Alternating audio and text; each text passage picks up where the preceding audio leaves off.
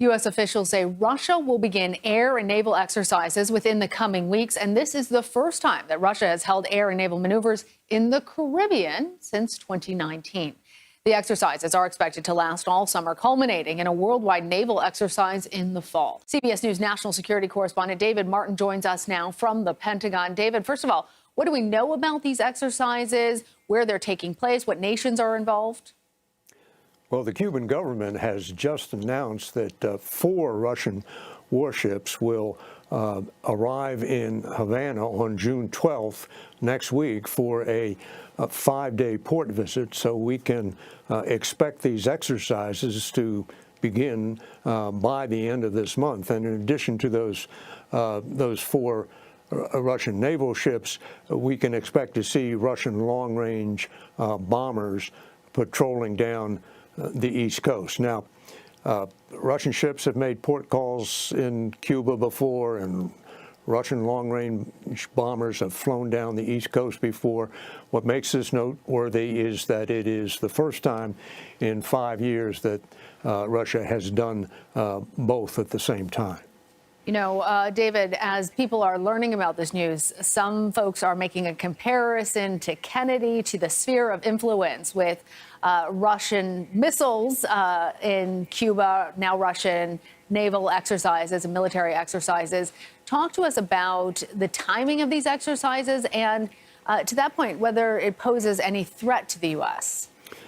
Well, U.S. officials say that on one level, this is simply the summer exercise season kicking off. But they also believe that this is partly a show of displeasure by Putin for American support of Ukraine and for all the NATO exercises that have been going on in Europe.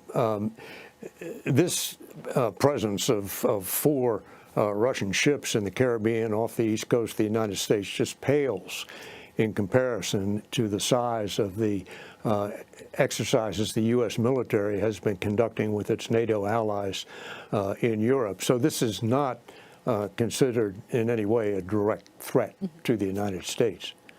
David, do we expect that the Biden administration will respond in any way to these exercises?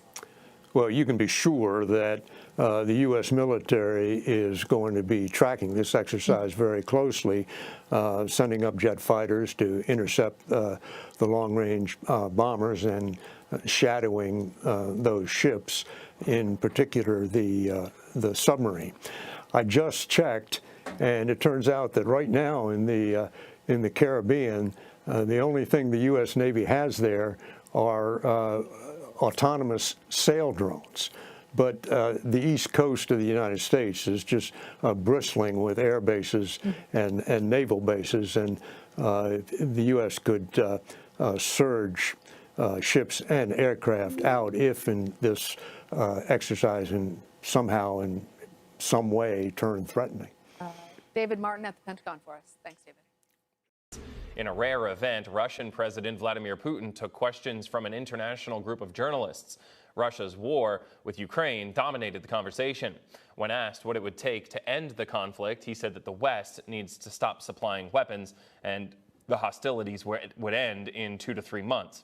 Putin claims that Russia could do the same by sending its own weapons to places within striking distance of Western targets. He was also asked if he would resort to using nuclear weapons. We have our nuclear doctrine. Look at what is written there. If somebody's action will threaten our sovereignty and territorial integrity, we consider it possible to use all means at our disposal. President Biden plans to meet with Ukraine's president this week, and as tensions over Ukraine intensify, Russia is sending warships to the Caribbean for naval and air drills.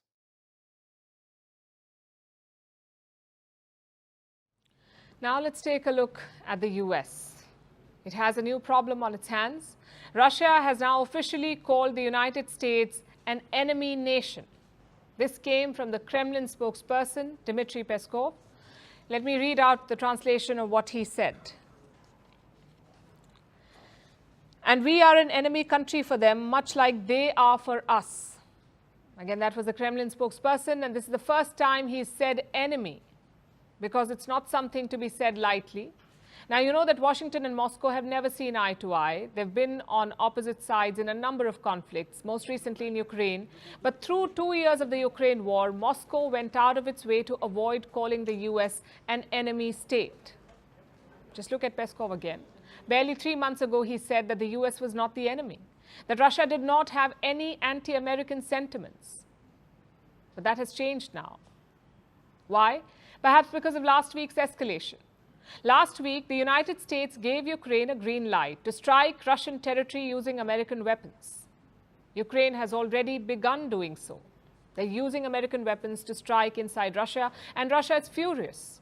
Putin says Ukraine is striking Russian territory with the help of Western specialists. The missile strikes against Russia are done by the Western specialists. We have no illusions about that.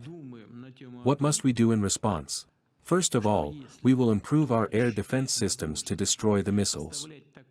Secondly, we think that if someone thinks it is possible to supply such weapons to a combat zone to strike at our territory and create problems for us, why do we not have the right to supply our weapons of the same class to those regions of the world where there will be strikes on the sensitive facilities of those countries that are doing this against Russia?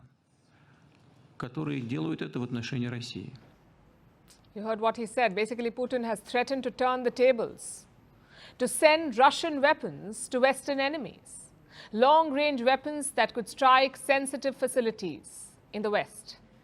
And this means that Western enemies could get the ability to strike them at will.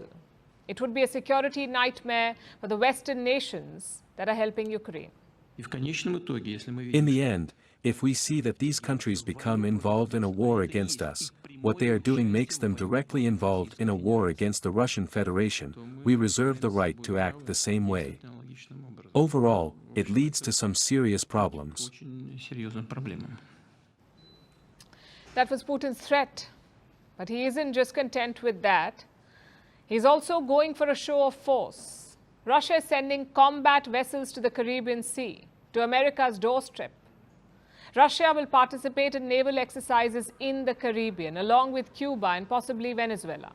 Russian aircraft may also be deployed in the region and won't stop there.